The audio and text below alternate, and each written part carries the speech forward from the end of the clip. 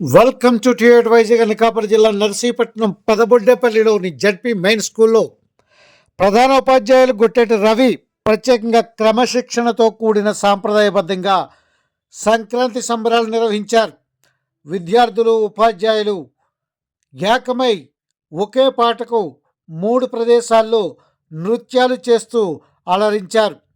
క్రమశిక్షణతో కూడిన ఇక్కడ పండగ వాతావరణం నెలకొంది. ఉపాధ్యాయులు విద్యార్థులు కూడా వారికి కేటాయించిన సీట్లలో మాత్రమే కూర్చొని ఆనందాన్ని వెలుబుచ్చే విధంగా ఆయన క్రమశిక్షణ ఎక్కడా తొణికిపోనివ్వలేదు.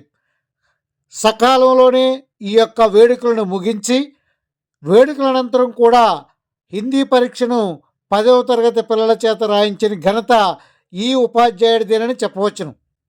దీంతోపాటు ఇటు 9th క్లాసు విద్యార్థులకు అదేవిధంగా 10th క్లాసు 6th క్లాస్ నుంచి కూడా అందరికీ రంగవల్లులు వేయడం, వాటికి 1st, 2nd, 3rd వారికి ప్రైజులు కేటాయించి వారికి ప్రత్యేకంగా బహుమతులు ఇచ్చి వారిని ఆనందింపజేయడం, అదేవిధంగా భోగి మంటలు ప్రత్యేకంగా వేయడం, ఆ పాలు పొంగించి ఆ యొక్క పరవాన్నాన్ని కూడా అందరికీ తినిపించడం, అన్ని ఏర్పాట్లు చకచకా చేశారు ప్రధానోపాధ్యాయులు గుట్టెటి రవి.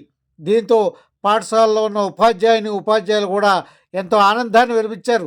అయితే విద్యార్థుల్లో కట్టలు తెంచిన సంతోషంతో వారి నృత్యాలకు అదుపు లేకుండా పోయింది. అయినప్పటికీ నిరంతర పర్యవేక్షణతోనే ఆయన ఒక కన్నట్టు వేస్తూనే ఎక్కడా క్రమశిక్షణ తొలగిపోకుండా ప్రత్యేకించి ఆయన కార్యక్రమాన్ని నిర్వహించారు.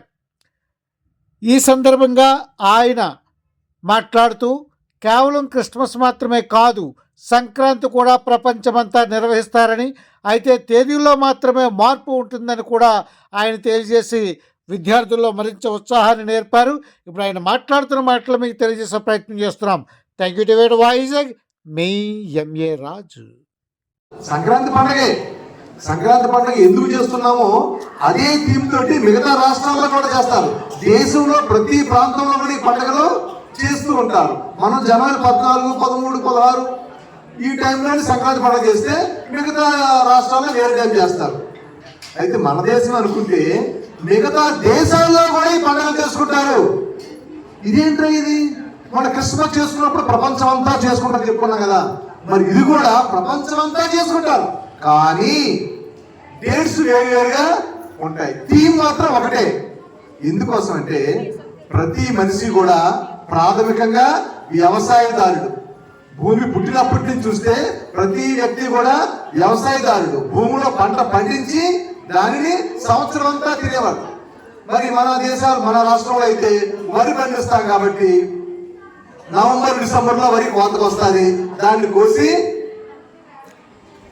కుప్ప వేసి దాన్ని చేసి కూర్చుకొని రెడీగా నాకు రాబోయే సంవత్సరం అంతా కూడా మా కుటుంబం, మా ఊరు, మా దేశం తినడానికి డోకా లేదు, అంత రకమైన పంట పండించాము. ఆ పంట అంతా వచ్చింది. ఇందులో కొంత భాగం భగవంతుడికి ఇస్తాను, కొంత భాగం పేదలకు పంచుతాను, కొంత భాగం నా దగ్గర పనిచేస్తున్న సేవలకి పంచుతాను అని ఈ రకంగా అందరికీ పంచి అందరూ కలిసి పండగ చేసుకుంటారు అన్నమాట. పంట చేతికి వచ్చిన తర్వాత చేసుకునే పండగ. మరి ప్రపంచం అంతా కూడా వ్యవసాయం చేసి పంటలు పండిస్తారు కాబట్టి అక్కడ కూడా వాళ్ళు ఈ పండగ చేసుకుంటారు. పేరు వేరే అవ్వచ్చు కానీ దాని యొక్క థీమ్ మాత్రం ఒకటే. కాబట్టి సంక్రాంతి మన ప్రపంచ పండగ అనడంలో ఏమాత్రం అతిశయోక్తి లేదు. కానీ మన తెలుగు రాష్ట్రాల్లో ఇంకా ప్రత్యేకంగా ఘనంగా ఈ పండగ చేసుకుంటాం. అందులోనే కోడి పందాలు, కొత్త అల్లుళ్ళు, కొత్త కోడళ్ళు, ఇలా చాలా దీనికి హంగామా చమక్కులు ఉంటాయి. కాబట్టి ప్రత్యేకంగా చాలా రాష్ట్రాల నుంచి మన తెలుగునాడుకు వచ్చి ఈ పండుగని తిలకిస్తూ ఉంటారు ప్రజలు.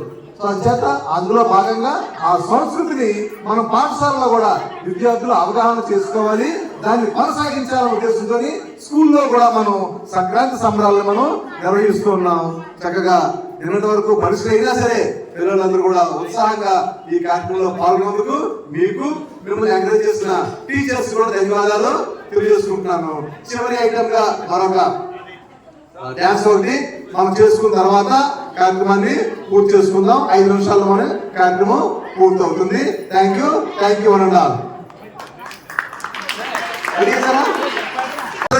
యూనిఫామ్ దృష్టి పెట్టి తీసుకొని రావాలి. జనవరి 26 రిపబ్లిక్ డే నాటికి తప్పనిసరిగా అందరికీ ఉండాలని చెప్పారు కాబట్టి ఈ సెలవుల్లో దాని మీద మీరు దృష్టి పెట్టి వైట్ యూనిఫామ్ తో ఉండాలి. నెక్స్ట్ రెగ్యులర్ యూనిఫామ్ తో జనవరి 19 8:30కే స్కూల్ అని మీరు ఉండాలి. ఓకేనా కదా? అలాగే ఉండండి. Please stand. అక్కడి నుంచి అలాగే